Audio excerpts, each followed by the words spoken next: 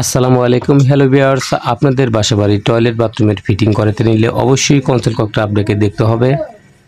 আপনি যদি কনসোল ককটা না দেখেন তাহলে ঝর্ণার প্রেশার হবে না। আপনি যত বড়ই টাঙ্কি নিয়ে আসেন না কেন আপনার প্রেশার আপনি পাচ্ছেন না। তো এটার ভিতরে অনেক রকমের সিস্টেম আছে।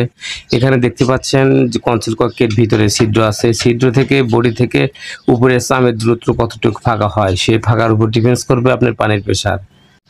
আরএফএল কোম্পানির ২-৪টা মডেল আছে। আপনারা দেখে একটা মডেল আপনারা চয়েস করবেন।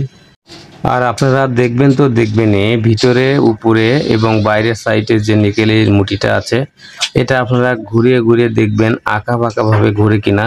তো এই জিনিসটা আপনাদের পছন্দ যদি হয়ে থাকে তাহলে আপনারা এটা কিনতে পারেন। তো এভাবে আপনারা দেখে শুনে কিনবেন। ধন্যবাদ। আসসালামু আলাইকুম ওয়া রাহমাতুল্লাহ।